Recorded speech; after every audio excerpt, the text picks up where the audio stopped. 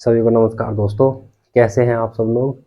तो दोस्तों मैं आप लोगों को बता दूं कि हमने लास्ट की क्लास में बात की थी जो विभिन्न प्रकार के सागरों में स्थलाकृतियाँ होती हैं ना उनकी, जैसे क्या महासागरीय स्लोप होता है, ढाल होता है ना, और एबिशल प्लेन होता है, मतलब मैदान होते हैं, उन सब की हमने बात कर ली थी।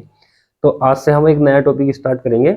उससे पहले मैं आप लोगों को बता दूं कि हमारी क्लास से आपको सभी एग्जाम में हेल्प करने वाली है, सही ना। और मैं आपको सब कुछ बिल्कुल फ्री में करा रहा हूँ। तो दोस्तों आप लोगों से मैं निवेदन करता हूँ कि सभी लोग हमारे चैनल को सब्सक्राइब जरूर कर लें और अपने दोस्तों को शेयर कर दें और हमारी क्लास को लाइक भी कर लें। तो ज़्यादा बातें नहीं करेंगे दोस्तों, बढ़ते हैं अगले टॉपिक की तरफ। आज का हमारा टॉपिक रहेगा दोस्तों लवणता, यानी कि सैलिनिटी, है ना। लवणता या सैलिनिटी, देखो ये क्या होता है दोस्तों, मैं आप लोगों को बताऊं। जो महासागरीय जल होता है, कोई भी ऐसा जल जो खारा होता है ना, यानी कि जिसको हम टेस्ट करने पर देखते हैं कि वो हल्का नमका सा लग रहा है, वो पीने योग्य नहीं होता है। बाकी कामों में यूज किया जा सकता है, लेकिन फिल्टर करके उसको पीने के योग्य हम बना लेते हैं। तो देखो वो क्या होता है कि किसी भी महासागरीय जल में, सही ना, महासागरीय मैं इसलिए कह रहा हूँ दोस्तों, हालांकि वो कोई भी जल हो सकता है, किसी झील में भी हो सकता है, लेकिन महासागरीय कहना उचित है क्योंकि सबसे ज्यादा लवणता महासागरों में ही मिलती है। तो महासागरीय जल में कुछ पदार्थ घुले हुए होते हैं, सही ना, कुछ पदार्थ या लवण घुले हुए होते हैं जिनसे उसकी लवणता ज्ञात की जाती है, सही ना। तो वही लवणता होती है। तो इसको देखो लिख लेंगे, तो कैसे लिखेंगे, इसको लिखेंगे महासागरीय जल में, महासागरीय जल में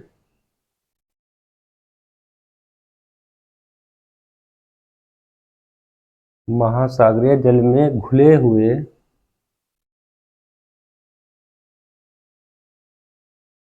विभिन्न प्रकार के लवणों की, विभिन्न प्रकार के लवणों की कुल मात्रा को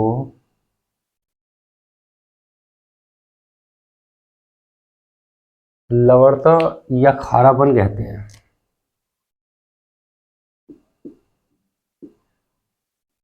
या खारापन कहते हैं,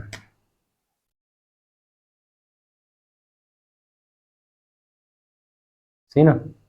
या फिर दोस्तों इसको हम इस प्रकार से भी लिख सकते हैं, या जल के भार और उसमें घुलित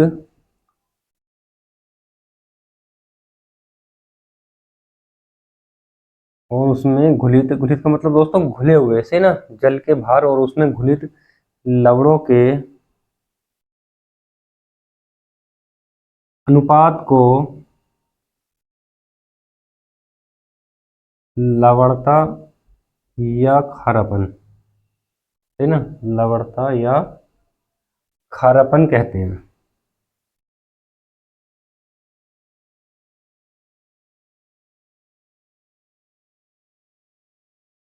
है ना। तो दोस्तों उम्मीद है आप लोगों को समझ में आ गया होगा कि खारापन क्या होता है, सही ना, लवणता क्या होता है। तो देखो इसमें और आगे देखते हैं कि मापन की अगर दोस्तों हम बात करेंगे, तो देखो इसका मापन कैसे किया जाता है। इसका मापन ग्राम प्रति 1000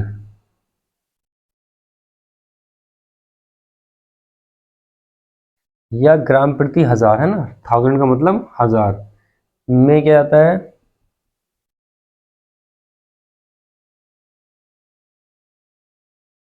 सही ना। या इसका मापन पीपीटी में किया जाता है। पीपीटी का मतलब होता है पार्ट पर 1000,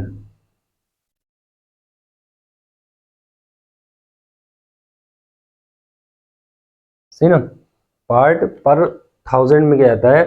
यानी कि एक, इसका मतलब ये है दोस्तों, इसका जो है ना, एक ग्राम में कितने, मतलब एक 1000, 1000 में 1000 ग्राम में कितने ग्राम, सही ना, 1000 ग्राम में कितना ग्राम नमक है, 1000 ग्राम जो हमारा जल होगा उसमें कितने ग्राम नमक है, उसमें इसका मापन किया जाता है। और दोस्तों इसे इस ये चिन्ह प्रतिशत का चिन्ह होता है, उसके आगे एक निशान लगा होता है, इसे चिन्ह द्वारा, है ना, इस चिन्ह द्वारा दिखाया जाता है, या दर्शाया जाता है। सही ना, इसे इस चिन्ह द्वारा दिखाया या दर्शाया जाता है, सही ना। और इसका मापन हजारवें भाग में किया जाता है, सही है। और देखो दोस्तों इसमें क्या है, इसमें बात ये आती है कि जल में नमक कितना होता है, क्या होता है, नमक होता है या क्या होता है, इसका पता किसने लगाया था, तो इसका पता लगाया था डिटमॉर महोदय ने, सही है। लिख लेंगे इसको कि सागरीय जल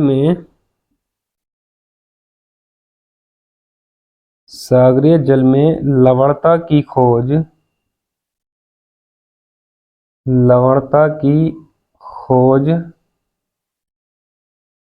डिटमॉर महोदय ने की थी, सही ना।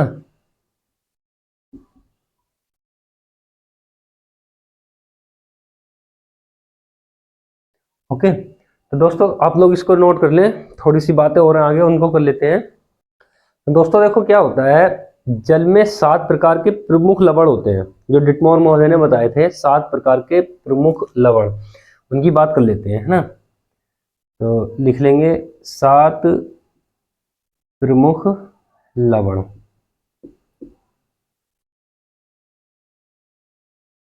है ना, डिटमॉर महोदय के अनुसार। लिख लेंगे इसको भी, डिटमॉर महोदय के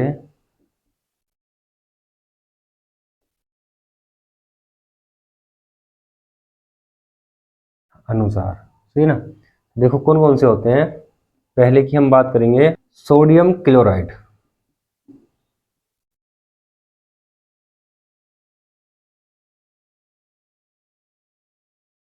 इसका सूत्र होता है NaCl। इसकी मात्रा होती है दोस्तों 77.8%, है ना। जल में 77.8% सोडियम क्लोराइड होता है ना। और दूसरा है इसका मैग्नीशियम क्लोराइड।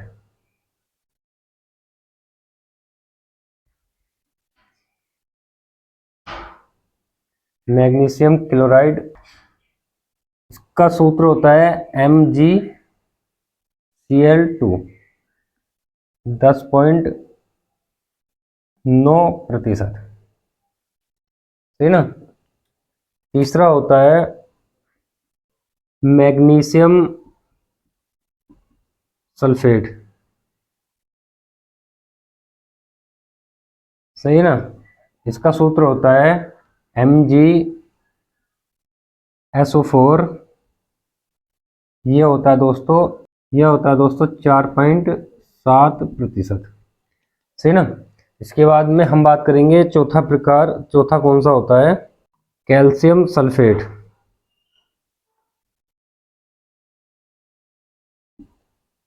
सूत्र होता है इसका CaSO4, 3.6% इसकी मात्रा होती है, सही ना। इसके बाद में दोस्तों पांचवा प्रकार होता है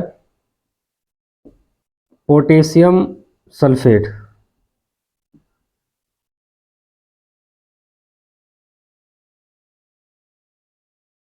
K2SO4, इसकी मात्रा होती है 2.5%, सही है ना। और छठा होता है कैल्शियम कार्बोनेट।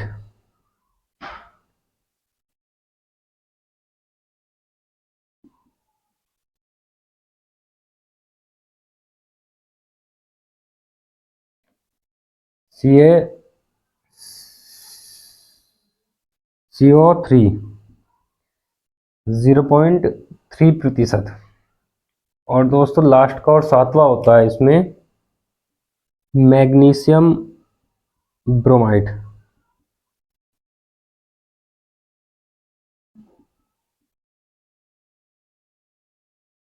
mg, इसका सूत्र होता है mg/br2, 0.2%।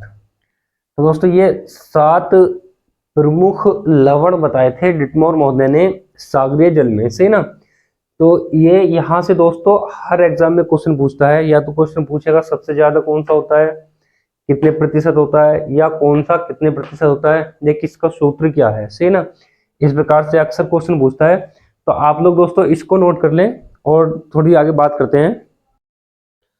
दोस्तों अब हम बात करेंगे कि किस महासागर की औसत लवणता कितनी है, सही ना। तो सबसे पहले हम देख लेंगे महासागरीय जल की, टोटल जितने भी महासागर ना उसके सबके जल की, तो महासागरीय जल की औसत लवणता, महासागरीय जल की औसत लवणता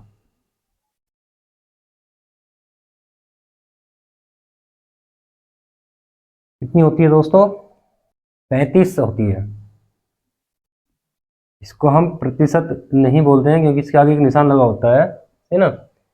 इसके बाद में प्रशांत महासागर की औसत लवणता, है ना, लिख लेंगे प्रशांत महासागर की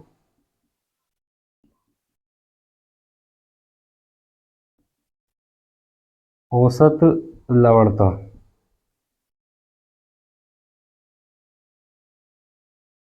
ये कितनी होती है, 36.3। इसके बाद में दोस्तों हम देखेंगे हिंद महासागर की औसत लवणता,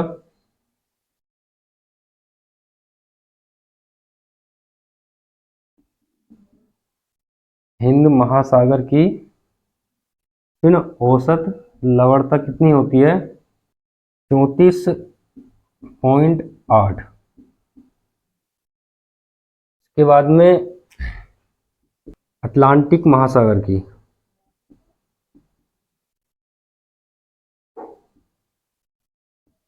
अटलांटिक महासागर की औसत लवणता कितनी होती है दोस्तों, 37.8। ये पार्ट पर मिलियन का चिन्ह होता है ना। ये जो निशान होता है ना, ये वाला, ये होता है पीपीटी का, सही ना। ये पीपीटी पार्ट पर मिलियन का निशान होता है, सही ना। पार्ट पर 1000 का निशान होता है। तो ये हमारी औसत लवणता थी। यहाँ से भी दोस्तों अक्सर क्वेश्चन पूछता है, सही है। आप लोग उस बात करेंगे महासागरीय लवणता के जो स्रोत है ना, लवणता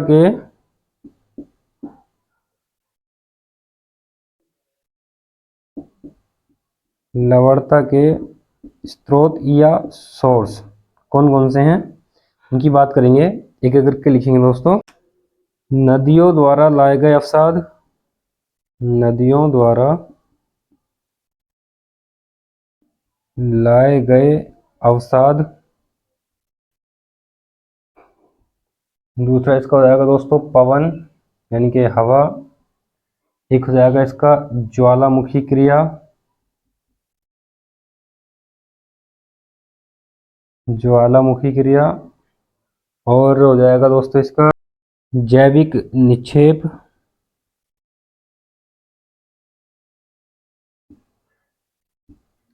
और हो जाएगा दोस्तों इसका उल्कापिंड, और अपरदित चट्टानें,